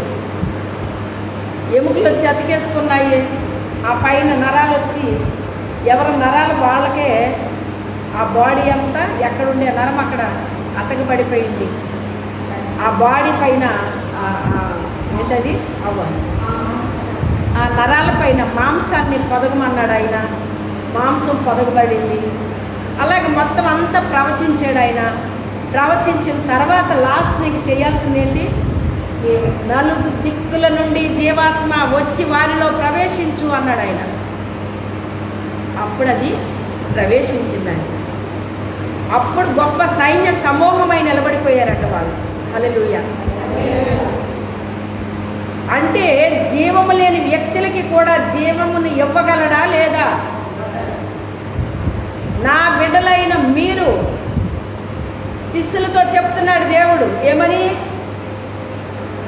మీరు నాలా జీవిస్తే నాకంటే గొప్ప కార్యాలు మీరు చేస్తారు అన్నాడా లేదా ఆయన? నాలా జీవించాలి. నేను పరిశుద్ధుని కనుక మీరు పరిశుద్ధులై ఉండాలి. నీతి కలిగి ఉండాలి, యథార్థత కలిగి ఉండాలి, పరిశుద్ధత, పవిత్రత, విశ్వాసము. యేసు ప్రభుకి విశ్వాసం అవసరం లేదు, మనకు కావాలి విశ్వాసం. ఇవన్నీ మనము కలిగి ఉన్నటప్పుడు దేవుని యొక్క స్వరూపము కలిగిన వాళ్ళమై, దేవుని యొక్క స్వభావమును కలిగిన వాళ్ళమై మనం ఉన్నప్పుడు మన నోటితోటి పలకమంటాడు ఆయన. పలకమంటే నేను గతంలో చాలా సంవత్సరాల క్రితం ఒక వ్యక్తికి ఎవరికో ప్రార్థన చేస్తూ యేసు నామములో ఇది జరుగునుగాక, ఇది కలుగునుగాక ఇలా పలుకుతున్నాను అనమాట. ఆ రోజేంటో నాకు కొత్తగా అనిపించిందండి. అలా ఎందుకు నేను పలుకుతున్నానో నాకు అర్థం కాలేదు. అప్పుడు అది నేనే చేస్తున్నాను కానీ అలాగే నేను చేయటం అప్పటికి తక్కువ, ఇంచుమించుగా చేయలేదేమో అప్పటికి. మరి జరుగునుగాక, ఇలా అవునుగాక, అలాగ అవునుగాక అని పలికేస్తున్నాను అనమాట అండి. అలా పలికేస్తుంటే ఏంటి ఇలా చేస్తున్నానంటే ఈరోజు ప్రార్థన ఎందుకు ఇలా చేస్తున్నాను నేను అని అనుకున్నాను. కానీ నా నోటు ఉంచిన ప్రతి మాట నేను పలికేస్తున్నానండి. మరి ఇప్పుడు యెహెజ్కేలుని ఏం చెప్పాడు దేవుడు? నువ్వు పలుకు అన్నాడు ఆయన. ఏమన్నాడు? ఈ బ్రతుకుతాయా అని అడిగాడు. నాకేం తెలుసు అయ్యా, అది నీకేం తెలుసు అన్నాడు ఆయన. సరే బాగానే చెప్పావు, అయితే ఇలా పలుకు అన్నాడు ఆయన. దేవుడు పలికితే జరగదా? మరి అతనికి ఎందుకు చెప్పాడు ఆ మాట? అంటే నాలాగా నువ్వు జీవిస్తే నువ్వు పలికిన దాన్ని కూడా నేను చేస్తాను అక్కడ అర్థం అనమాట అండి. మా ఆత్మీయ తల్లి గారితో చెప్పాను, అమ్మా నేను ఇలా ప్రార్థన చేసినప్పుడు నేను ఇలా చేశాను, ఇలా పలికాను, నేను ఎప్పుడు పలకలేదు అలాగా, ఎందుకు పలికాను అలాగా, నాకేం అర్థం అవ్వలేదు, అలా చేయొచ్చు అంటారా, నాకెందుకు అలా వచ్చేసింది నాకు ప్రార్థన అని చెప్పేసి నేను ఇంకా భయపడుతున్నాను అన్నమాట. అలా చేసి ఆ ప్రార్థన చేసినందుకు భయం అవుతుంది నాకు. అలా మాట్లాడొచ్చో మాట్లాడకూడదు, అలా ప్రార్థన చేయొచ్చో చేయకూడదో నాకు తెలియదు. అప్పుడు ఆ భయంతో ఆవిడని అడిగినప్పుడు ఆవిడ అన్నారు, అలా మాట్లాడారమ్మా అన్నారు ఆయన. ఆవిడ అంటే అవునమ్మా అన్నాను. పరిశుద్ధాత్ముడు ఒక్కోసారి మన నోటి నుంచి పలికిస్తాడమ్మా ఆయన. ఎప్పుడైతే అది మనం పలికామో అది జరిగిపోతుందమ్మా అన్నారు ఆవిడ. హల్లెలూయా. అందుకే పలకమంటాడట మనంతట మనం పలికితే జరగదు అక్కడ. ఆయన పలకమన్నప్పుడు పలికితే జరుగుతుంది. అది అర్థమైందా? అది అంటే నాకంటే గొప్ప కార్యాలు మీరు చేస్తారు అని చెప్పినప్పుడు ఆయన కంటే మనం గొప్ప కార్యాలు చేయాలని ఆయనకి ఇష్టం. నా పిల్లలు, ఇప్పుడు మీ పిల్లలు ఉన్నారు, మీ పిల్లలు చదువుతున్నారు, మీకంటే ఇంకా పెద్ద చదువు చదవాలని మీరు అనుకుంటారా? ఏ మాత్రం చదువు చాలే వీడికి దీనికి అనుకుంటారా? చెప్పండి, ఏమనుకుంటారు కదా? మీకంటే ఎక్కువే చదవాలి, మంచి ప్రయోజకులు అవ్వాలి, నాకంటే ఇంకా అధిగమించాలి వాళ్ళు అని మీకు ఆశ ఉంటుంది. అవునా కదా? ఉంటారు. ఉన్నప్పుడు మీరు అదే ఆశపడతారు. ఆ పిల్లలను కూడా ఇష్టమున్నా ఇష్టం లేకపోయినా నువ్వు బాగా చదువుకోవాలి, నువ్వు ఇలా చేయాలి, అలా చేయాలి, నువ్వు చిన్నది చేసి ఊరుకుంటే కాదు, పెద్దది చేయాలి, అది ఇదని మీ తల్లిదండ్రులు ఏం చేస్తారు? మిమ్మల్ని ఎప్పుడు ఒత్తిడి చేస్తూ ఉంటారు. వాళ్ళకి ఆశ, వాళ్ళు చదువుకోలేదు అనుకోండి, మీ తల్లిదండ్రులు చదువుకోకపోయినా కూడా మీరు చదవాలని ఆశపడతారు. ఎందుకని వాళ్ళు చదువుకోలేదు కనుక. నాకులాగా ఉండకూడదు ఏంటో, వీళ్ళు ఇలా ఉండాలి, నాకులాగా ఉండకూడదు అని మీ తల్లిదండ్రులు కోరుకుంటారు. అవునా కదా? అవునా కదా? అది తల్లిదండ్రుల యొక్క ఆశ. మన ప్రభు కూడా మనకు తండ్రి కనుక, ఆయనే మనకు తండ్రి, ఆయనే మనకు తల్లి కనుక నా పిల్లలు నాకంటే గొప్ప కార్యాలు చేయాలని ఆయన మన గురించి ఆలోచిస్తాడు, ఆశపడతాడు. ఆశపడినప్పుడు నరపుత్రుడా చక్కగా నిలబడి నీతో మాట్లాడాలనుకుంటున్నాను అన్నాడు. మరి నిలబడ్డా లేదా? తర్వాత ఏం జరుగుతుందో కూడా చెప్పేశాడు అక్కడ. నిన్ను యాస మాటలు పలికే వారి దగ్గరికి పంపుతున్నాను. వాళ్ళు ఎలాగుంటారంటే తేళ్ళలాగా ఉంటారో, పాముల్లాగా ఉంటారో, ఇలా ఉంటారు, అలా ఉంటారని, ఎలాంటి మనుషులు ఉంటారు అక్కడ, వాళ్ళ స్వభావాలు ఏంటో అవన్నీ చెప్పేశాడు. 2వ అధ్యాయంలో చెప్పేశాడు. మీరు ఇంటికి వెళ్ళిన తర్వాత చదువుకోండి. చదివేసి ఇదిగో ఈ గ్రంథాన్ని నువ్వు భుజించాలి, నువ్వు ఇది నీ నోటికి చేదుగా ఉంటుంది కానీ కడుపుకి ఎలా ఉంటుందంట? చదవండి.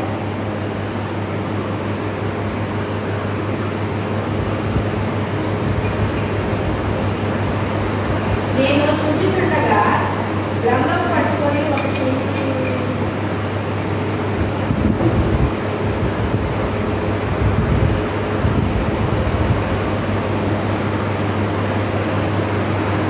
నరపుత్రుడా, నీకు కనబడిన దాన్ని భక్షించుట.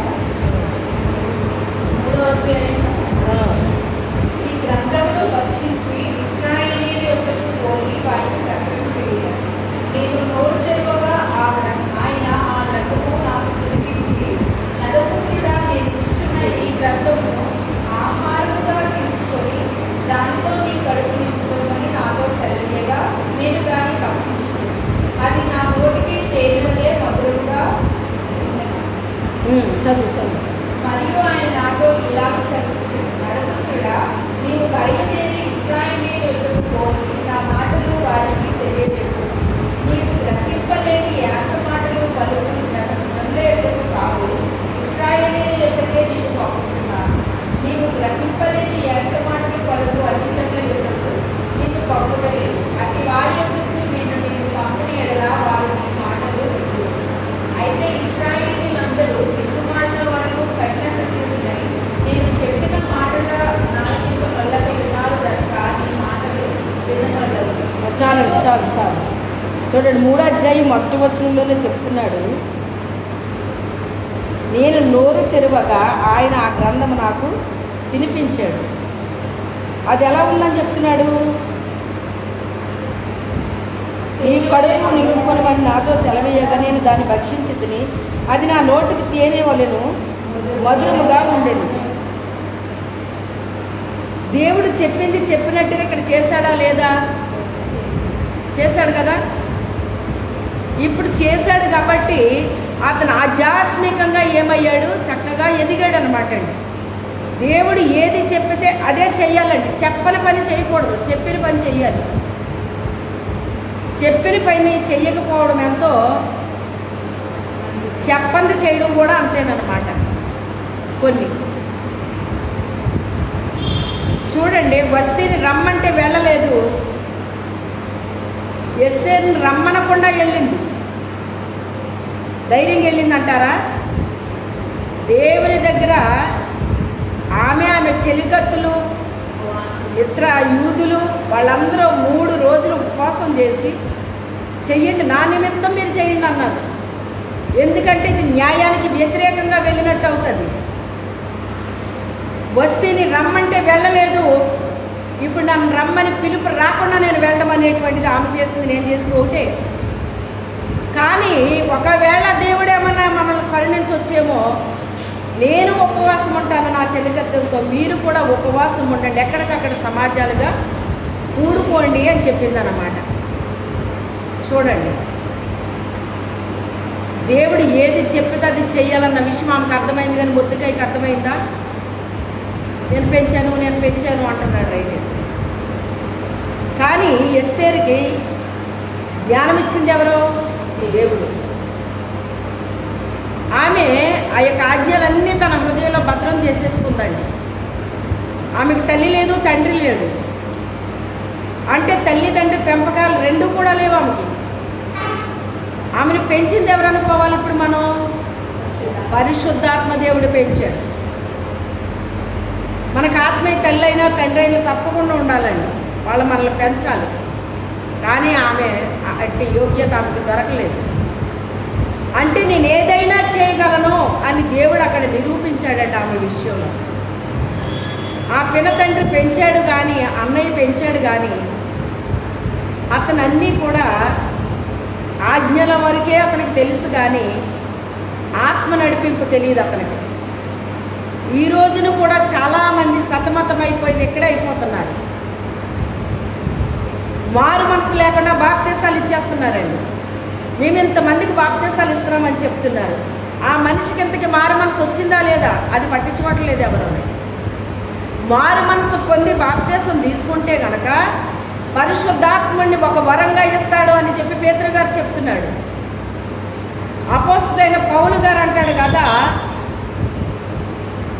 మారు మనసు నిమిత్తము మీరు పునర్జన్మ సంబంధమైన స్నానము ద్వారా మీకు పరిశుద్ధాత్మ అనే వరాన్ని మీకు అనుగ్రహిస్తాడు, నూతనమైన స్వభావాన్ని మీకు కలుగజేస్తాడు ఆయన అని చెప్తున్నాడు ఆయన.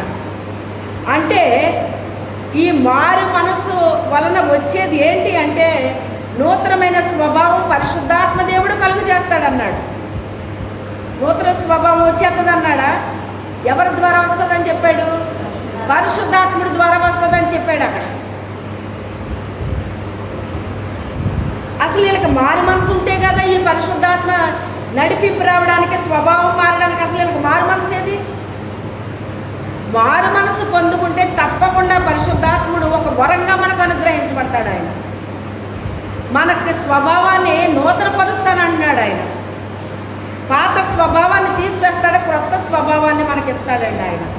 ఇది చాలామందికి తెలియట్లేదండి. మందిరానికి వెళ్తేనే మనం ఇంక పరిశుద్ధాత్మ వచ్చేసింది మనకి, లేకపోతే పరిశుద్ధాత్మ నడిపింపు వచ్చేసింది మనకి, ఈ ఎక్కేసేసుకుంటున్నారన్నమాట. అసలు పరిశుద్ధాత్ముడు నిన్ను నడిపిస్తుంటే ఎలా ఉంటుందో తెలుసా అసలు నీకు? ఎన్ని ప్రాబ్లమ్స్ కూడా నడిపిస్తాడో తెలుసా అసలు? కఠినమైన నేల మీద నడాల్సి వస్తుంది అన్నమాట అండి. తార్ రోడ్డు మీద నడుస్తున్నాం, బాగానే ఉంది. పల్లెటూరులో ఇప్పుడు కొంచెం పల్లెటూరులో కూడా సిమెంట్ రోడ్లు పడిపోయినాయి అనుకోండి.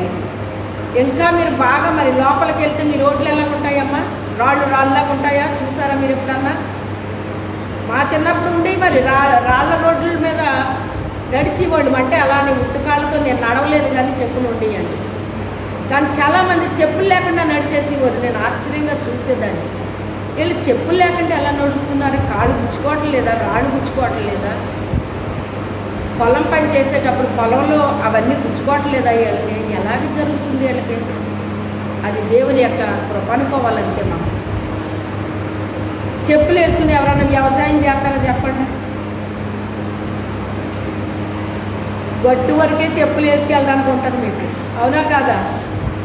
పొలంలోకి దిగారంటే మీకు చెప్పులు ఉండకూడదు. ఇంకా రాళ్ళ రోడ్డు మీద నడిస్తే మీ పరిస్థితి ఎలా ఉంటుంది? అలాంటి బాటల్లో నడిపిస్తాడు దేవుడు, పరిశుద్ధాత్మ దేవుడు. రాళ్ళు మధ్య నడిపిస్తాడు. శరీరానుసరమైన చెప్పులు ఉన్నాయి, బాగానే ఉంది. కానీ ఆత్మానుసరమైన చెప్పులు కూడా ఉండాలి మనకి. అతుకుల రోడ్లో, గతుకుల రోడ్లో నడవాలంటే ఎలా ఉంటుందండి? ఎంత కష్టంగా ఉంటుంది. తార్ రోడ్డు మీద చెప్పులు వేసుకుని నడిచినట్టే గతుకుల రోడ్డులో నడవగలుగుతారా? నడవలేదు. ఒకటి ఎత్తు ఉంటుంది, ఒకటి పల్లం ఉంటుంది, ఒకటి ఎత్తు ఉంటుంది, ఒకటి పల్లం ఉంటుంది. కాలు ఎత్తి మీదకి ఓసారి అవుతుంది, కిందకు ఓసారి వెళ్ళిపోతుంది. సరిగ్గా ఉన్న రోడ్లు. అలాగే పరిశుద్ధాత్ముడు నడిపించినప్పుడు అనేక పరిస్థితులు కూడా నడిపిస్తే అలాగే ఉంటుందండి. పూలపాటి మీద నడిపించినట్టు ఏమి ఉండదండి. ఆత్మ నడిపింపు అంటే పూలపాట మీద వెళ్ళిపోయినట్టు ఏమి ఉండదు. చాలా కష్టంగా ఉంటుంది. అయినప్పటికైనా నడుస్తాం. ఎందుకని? ఆత్మ నడిపిస్తుంది కనుక. ఎందుకు నడుస్తాం? పరిశుద్ధాత్ముడు నడిపిస్తున్నాడు కనుక. అందుకే అంత పవర్ఫుల్ అయిన వాటిని అనుగ్రహించాడు దేవుడు. ఇన్నాటిలో నుంచి నా బిడ్డ నడుచుకుంటా వెళ్తున్నారు కదా, నా బిడ్డలు నాకంటే గొప్ప కార్యాలు చేయలేళ్ళు, నా కోసం ఇంత శ్రమ పడుతున్నారు కదా, ఇంత కష్టపడుతున్నారు కదా, ఇలాంటి పరిస్థితులు గుండా వీళ్ళు నడుస్తున్నారు కదా, అందుకే వీళ్ళని ఎలా చేస్తాను నేను, నాకంటే గొప్ప కార్యాలు చేసేవారుగా నేను చేస్తాను వీళ్ళని అని దేవుడు అనుకుంటాడు. మనం అనుకోము, దేవుడు అనుకుంటాడు. అనుకుని ఆ పరిస్థితులు మన జీవితంలో అనుమతించి ఆ పరిస్థితులు గుండా ముందు నడిపిస్తాడో అదే ట్రైనింగ్. అదే ట్రైనింగ్. నాకు ట్రైనింగ్ లేని ఉద్యోగం కావాలి అంటే ఇస్తాను. ఏం ఉద్యోగం ఇస్తారండి? స్వీపర్ ఉద్యోగం ఇస్తారు. చూడడానికి అలా ట్రైనింగ్ కావాలమ్మా. కానీ అవి కూడా ఉంటాయంటండి. అదేం తుడుపు, చీపురు కలవాలని కూడా.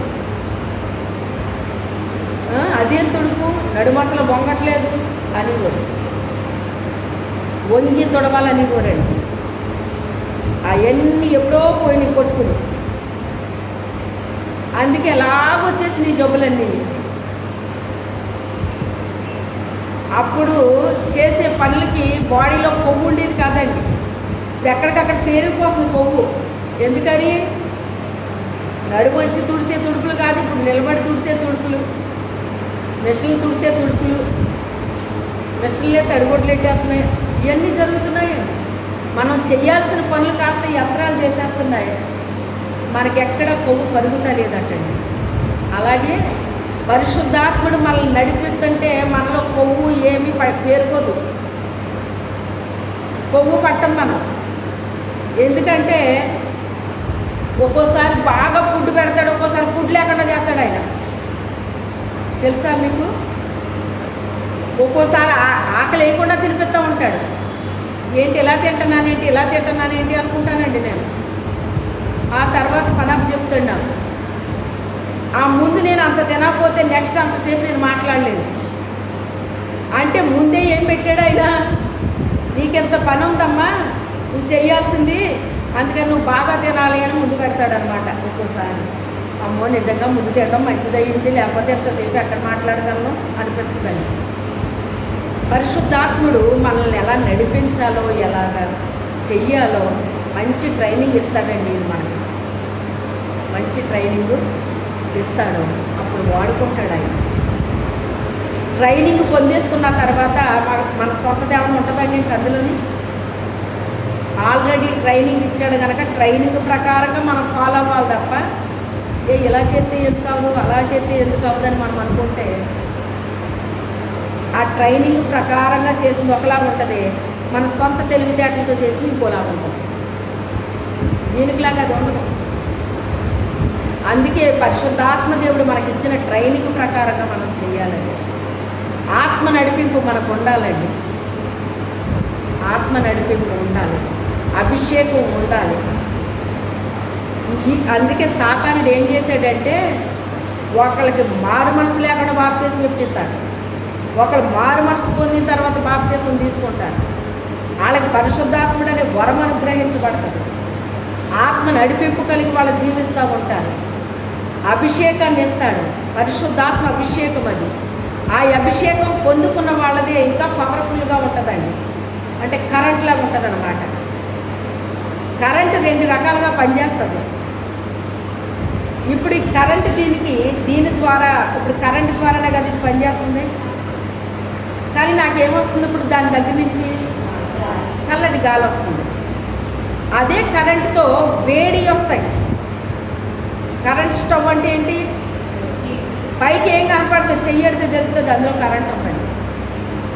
దాని ద్వారాగా, ఆ వేడి ద్వారాగా మనం పెట్టిన ఆహారాలు ఉడుకుతాయి. అంటే కరెంట్ కనబడుతుందా మనకి? ఇందులో నుంచి కరెంట్ కనబడుతుందా? కనబడదు మనకి. స్విచ్ ఆన్ చేస్తే పవర్ ఇందులోకి వస్తుంది, అప్పుడు ఇది నడుస్తుంది, అప్పుడు అది నడుస్తుంది. దేవుని యొక్క శక్తి అనేటువంటిది ఒకటి చల్లగా ఉంటుంది, ఒకటి వేడిగా ఉంటుందండి. చల్లని ఇష్టం కానీ వేడిది ఇష్టం ఉండదు మనకి. ఇప్పుడు చూడండి, ఒకప్పుడు వేడి నీళ్ళు కాసుకునేవాళ్ళు, ఇప్పుడు ఏమొచ్చినాయి? దేంతో పనిచేస్తుంది? అది కరెంట్తో పనిచేస్తుంది కదా. చన్నీళ్ళని వేడిగా మార్చేస్తుంది అది. అంటే కరెంటు అనేటువంటిది, దేవుని శక్తి అనేటువంటిది ఎన్ని రకాలుగా పనిచేస్తుందో మీరు ఆలోచించండి. ఒక మనిషిని శుద్ధి చేస్తుంది, ఒక మనిషికి స్వస్థత ఇస్తుంది, ఒక మనిషికి బలాన్ని ఇస్తుంది, ఒక మనిషికి శక్తిని ఇస్తుంది, ఒక మనిషికి అన్నిటినీ తట్టుకునే శక్తి ఇస్తుంది. సమస్యలు, రోగాలు, బాధలు వీటన్నిటినీ తట్టుకునే శక్తిని ఇస్తాడు. ఆ విషయంలో దేవుడు ఏమీ నీకు నొప్పి తగలకుండా నేను బాగా చేసేస్తానమ్మా నిన్నని ఎప్పుడు అంటాను. మనకు నొప్పి తగిలిస్తాడు ఆయన. మనకు చేయాల్సిన పనులు చేసేటప్పుడు మనకేం తగులుతుంది? నొప్పి తగులుతుంది. ఇంజెక్షన్ చెయ్యండి కానీ నాకు నొప్పి రాకూడదు అంటే నొప్పి రాని ఇంజెక్షన్ ఎవరన్నా చేయగలుగుతారండి? ఇప్పటికీ టెక్నాలజీ పెరిగిపోయింది కదా, మరి నొప్పి రాకుండా ఉంటుంది. అది ఒక క్షణం వస్తుందా రాదా? అలాగ ఇంజక్షన్లు చేయించుకునే కొలది అలవాటు అయిపోతుంది. ఏమైపోద్ది అంటే నొప్పి రాదా? వస్తుంది.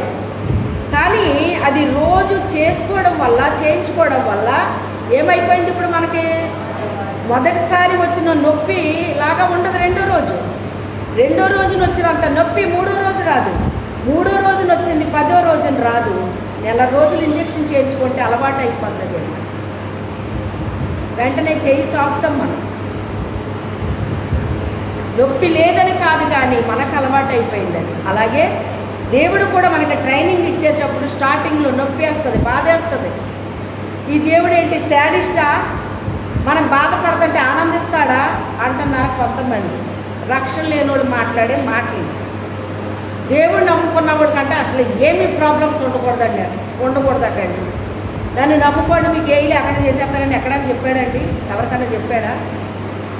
నేనంటాను, ఎంత ప్రాబ్లం నువ్వు ఫేస్ చేస్తున్నావో, దేవునికి నువ్వు ఎంత విధేయత చూపిస్తున్నావో, దేవుని విషయంలో నువ్వెంత తగ్గించుకుంటున్నావో అంత హెచ్చింపు, అంత ఘనత, అంత నిన్ను వాడుకునే విధానం ఇవన్నీ కూడా పెరుగుతాయి అన్నమాట అండి. దేవుని కొరకు అనుభవించాలి మనం. నా నిమిత్తము మీరు చెడ్డ మాటలు అనిపించుకున్నా, నిందలు వేయించుకున్నా, హింసలు పొందుతున్నా, ఇవన్నీ మీరు ఎప్పుడైతే నా నిమిత్తం మీరు అనిపించుకుంటున్నారో వాటన్నిటికీ మీకు పరలోకములో ప్రతిఫలము అధికమైపోద్ది మీకు అని చెప్తున్నాడు ఆయన. అంటే ఇప్పుడు నింద ఎందుకు వచ్చింది మనకి? మన ప్రతిఫలాన్ని పెంచడానికి. అవమానం ఎందుకు వచ్చింది? మనకి ప్రతిఫలం పెంచడానికి. మనకి మన మీద చెడ్డ మాటలు ఎందుకు పలుకుతున్నారు? ఒక నీతిమంతుడు మీద చెడ్డ మాటలు పలకాలి అంటే సైతాన్ని పట్టిన వాళ్ళు మాత్రమే పలుకుతారు, అందరూ పలకరు. ఒక పరిశుద్ధుడు ఇంకొక పరిశుద్ధుడిని ఎప్పుడైనా చెడ్డ మాటలు పలుకుతాడా? పలకడు. ఒక పరిశుద్ధుడిని ఒక దురాత్మ పట్టిన వ్యక్తి చెడ్డ మాటలు మాట్లాడతారు, అబద్ధపు సాక్ష్యాలు చెప్తారు, నిందలు వేస్తారు, అవమానపరుస్తారు, హింసిస్తారు.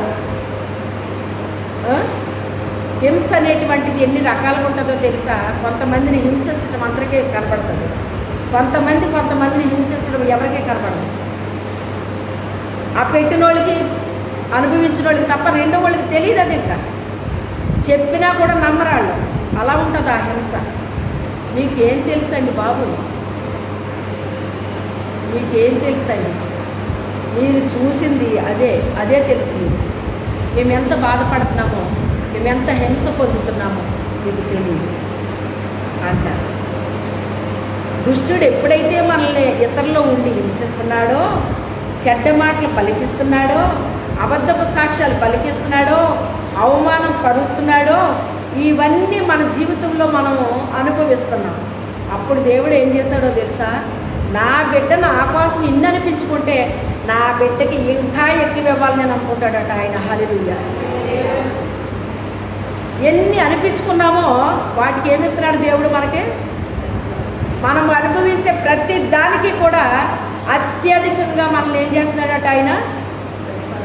దీవించేస్తున్నాడట, ఆశీర్వదించేస్తున్నాడట, ప్రతిఫలాన్ని ఇస్తున్నాడట. ఇప్పుడు ఇంతకీ మనం సంతోషించేదేనా, దుఃఖపడేదా? ఇది దాని గురించి మనకు అర్థమైతే ఏమాత్రం దుఃఖపడం, ఏమాత్రం బాధపడం. ఒకప్పుడు ఏదన్నా మాట ఎవరన్నా అంటే చాలా బాధ చేసింది నాకు. ఇప్పుడు ఏ స్టేజ్కి వచ్చానంటే నన్ను అనేవాళ్ళు ఉంటేనే మంచిది నాకు అనిపిస్తుంది నాకు. ఎందుకని? నా ప్రతిఫలం వాళ్ళు ఏం చేస్తున్నారు? మరి అధికం చేసేటప్పుడు ఇంకెందుకని బాధ? ఓన్లీ దేవుని స్తోత్రం. వాళ్ళ వల్ల నేను బాధపడుతున్నానంటే, నిందలు అనుభవిస్తున్నానంటే, చెడ్డ మాటలు అనిపించుకుంటున్నానంటే, అదంతా నాకు ఎందుకు చేస్తున్నాడు దేవుడు? ఎందుకు అనుమతించాడు? నా ప్రతిఫలాన్ని అధికం చేయడానికి వాళ్ళకి అనుమతించాడు కనుక వాళ్ళు అంటున్నాను, నేను పడుతున్నాను. ఇప్పుడు ఇది సంతోషమా కాదా? మీ జీవితాల్లో కూడా మీరు కూడా అనిపించుకోండి, అనకండి, సర్వసాధారణంగా అనకండి. అనమని దేవుడు మనకు ఛాన్స్ ఇస్తే అప్పుడు అనాలి. మనం కొన్నిసార్లు ఛాన్స్ ఇస్తాడు మనకి, అప్పుడు ఆ ఛాన్స్ తీసుకోవాలి. మనంతా మనం తీసుకోకూడదు, దేవుడు ఇస్తే తీసుకోవాలి. మన నోరు ఒకసారి తెరుస్తాడు, తెరిచినప్పుడు మాట్లాడాలి. ముయ్యమన్నప్పుడు ముయ్యాలి, అది తెలియాలి మనకు. గొప్ప సైన్యం అయిపోయారంటే ఒక వ్యక్తి ద్వారా గొప్ప సైన్యాన్ని దేవుడు ఏం చేశాడు? అతులైపోయిన సైన్యాన్ని లేపేశాడు దేవుడు. మేము రప్పచాడు వరకు వచ్చినప్పుడు సేమ్ నా పరిస్థితి అలాగ అనిపించిందండి. ఎక్కడ చూసినా చావు కంపు తప్ప, బతుకున్న వాళ్ళ దగ్గర చావు కంపు వస్తుందండి. అక్కడ అన్నది ఎవరి దగ్గర వస్తుంది? అయ్యే చావు మాటలండి. చచ్చిన వాళ్ళు మా దగ్గర ఉన్న వాసన ఇదే వాసన అండి అని చిరాగ్గా అసహ్యంగా మాట్లాడతారన్నమాట. ఒకప్పుడు శవాల దగ్గరికి వెళ్ళాలంటే అగరబత్తీలు వెలిగించేసి, తర్వాత కలరావండలు జల్లేసి, బ్లీచింగ్ పౌడర్ జల్లేసి, పౌడర్ జల్లేసి ఎంత తీసుకునేవారు అన్నమాట. ఇప్పుడు ఎక్కడికే వచ్చేసింది అంటే ఫ్రీజర్లో పెట్టేస్తున్నారు. ఎక్కడ పెడుతున్నారు? ఎవరైనా దూర ప్రాంతాల నుంచి వాళ్ళకి సంబంధించిన వాళ్ళు రావాలంటే ఏం చేస్తున్నారు? ఇప్పుడు ఫ్రీజర్లో పెడుతున్నారు. అదేమి మనకు ఒక 500కో 1000 రూపాయలకో రాదండి, చాలా ఖరీదు ఉంటుంది. అంత ఖరీదైనా కూడా అందులో పెట్టడానికి అట్టు వెళ్ళిన మనుషులు కూడా చుట్టూ కూర్చుంటున్నారు. ఇప్పుడు ఎందుకని? ఇప్పుడు కలరవడలతో పని లేదు, అగరబత్తీలతో పని లేదు, బ్లీచింగ్ పౌడర్తో పని లేదు. ఎందుకని? ఆ వ్యక్తి నుంచి ఏది కూడా బయటకు రాదు. ఇప్పుడు ఆ గ్లాసులోనే ఉంటుంది ఆ బాడీ. అందుకని చుట్టూ కూర్చుంటున్నారు. ఇప్పుడు ఏమీ వాసన లేదు, భయం లేదు మనుషులు. చూసారా? అలాంటి చచ్చిన లోయలోకి అతన్ని దింపితే అతని పరిస్థితి ఏంటో మీరు ఆలోచించండి. అప్పుడు భయం ఉంది, ఇప్పుడు లేచిన తర్వాత ఇప్పుడు భయం ఉందా వాళ్ళకి? ఆయనకి భయం లేదు. ఒక సైన్య సమూహమే లేచిపోయింది. ఇప్పుడు ఎంత ఆనందం, ఎంత సంతోషం. ప్రభు ఎంత గొప్ప కార్యం చేసావా, అది కూడా నా ద్వారా చేయించావా, నీ స్తోత్రం నాయన, స్తోత్రం తండ్రి అని ఎంత ఆనందం వేస్తుందండి మనకి, ఎంత సంతోషం కలుగుతుంది. ఎముకల లోయలో దింపినట్టు ఉండేదండి నా పరిస్థితి వచ్చిన టైంలో. ఇదేంటి ప్రభు ఇలా ఉన్నారేంటి? దేవుడి బిడ్డలు అంటున్నారు. ఎక్కడ చూసినా చావు పంపు తప్ప ఏమీ కనపడలేదు. బాబో ఎలా ఉన్నారేంటి అని చెప్పేసి నా ప్రాణము హడిలిపోయేదన్నమాట అండి. ఎందుకు అంటే చచ్చిపోయిన వాళ్ళ దగ్గర ఉంటేనండి వాళ్ళకు కూడా ఏమొస్తుంది? వైరస్ వస్తుందండి. ఇప్పుడు ఇవి వచ్చినాయి కాబట్టి పర్వాలేదు, కానీ ఒకప్పుడు పరిస్థితి అది కాదు. చాలా భయం వేసింది, చాలా ఏడ్చేదని ప్రభు దగ్గర. అయ్యా ఏంటయ్యా సంఘాలు ఇలాగున్నాయేంటి, క్రైస్తవులు ఇలా ఉన్నారేంటి, ఏంటి ప్రభా చచ్చిన స్థితిలాగా ఏంటయ్యా ఇది, ఏంటయ్యా ఇది. చాలా సంవత్సరాలు ఏడ్చానండి ప్రభు దగ్గర. సేమ్ ఈ వాక్యం లాగే నాకు అనిపించిందండి అప్పట్లో. ఆ తర్వాత దేవుడు కార్యం చేయడం ప్రారంభించాడు. పరిశుద్ధాత్మను అంగీకరించలేదండి నేను వచ్చిన టైంలో. అయితే ఆ పరిశుద్ధాత్ముడు ఉన్నాడన్న సంగతి కూడా వాళ్ళకి అర్థమయ్యేది కాదు. అలాగా ఏడవగా దేవుని సన్నిధిలో మొరపెట్టగా పరిశుద్ధాత్మ గురించి చెప్పే సేవకులు పంపించాడు దేవుడు. మీటింగ్లు పెట్టారు. పరిశుద్ధాత్మ అంటే ఒప్పుకోరు కానీ మీటింగ్ పెట్టారు. పరిశుద్ధాత్మ పొందుకున్న పాస్టర్లు పిలిచారనమాట. అప్పుడు వాళ్ళు ఉపయోగించుకుని దేవుడు కార్యాలు చేయడం ప్రారంభించాడు. ఏ సంఘాలైతే పరిశుద్ధాత్మను ఒప్పుకోలేదు అదే సంఘాలలో నుంచి అనేక మంది లేచారనమాట. ఆ మొదటిసారిగా ఆ చర్చ్ వాళ్ళు మీటింగ్ పెడితే నేను వెనకాల కూర్చున్నానండి. వెళ్ళి నిండిపోయారు జనం, అదంతా నిండిపోయారు. వెనకాల కూర్చున్నాను అనమాట. వెనకాల బెంచి వేసేది కూర్చుంటే పరిశుద్ధాత్మ దేవుడు చెప్తున్నాడు, ఈ సంఘము కొరకు నువ్వు కన్నీరు విడిచి ప్రార్థించావు కదా, ఇదిగో ఈ మీటింగ్ దాని ప్రతిఫలము అన్నాడు దేవుడు. హల్లెలూయా. ఆనందం వేస్తుందా దుఃఖం వేస్తుందా? అవునా ప్రభువా, నిజమే నేను మర్చిపోయానయ్యా అని చెప్పి నీకు వందనాలు తండ్రి అన్నాను. అదే మందిరంలో పరిశుద్ధాత్మ లేదు అన్న మనుషులు పరిశుద్ధాత్మ ఉంది అన్నారు, పొందుకున్నారు. ఆ మందిరంలో నుంచి అనేక మంది లేచారన్నమాట. చూసారా, దేవుడు వాడుకుంటాడండి తన బిడ్డల్ని. ఏం చేస్తాడు ఆయన? వాడుకుంటాడు. మనం సిద్ధంగా ఉండాలి. ఆయన చేతిలో వాడబడ్డానికి మనం సిద్ధంగా ఉండాలి. దుష్టుడి చేతిలో కాదు మనం ఉండాల్సింది, దేవుని చేతిలో మనం ఉండాలి. ఆయన చేతిలో మనం ఉంటే ఆయన కార్యాలు మన ద్వారా జరిగించుకుంటాడు ఆయన. అటువంటి కృప దేవుడు మనకు అనుగ్రహించడం కన్నా ప్రార్థన చేసుకుంటాం. మోకరించండి. మీలో ప్రేరేపించబడిన వారు ఒకరు ప్రార్థన చేయండి.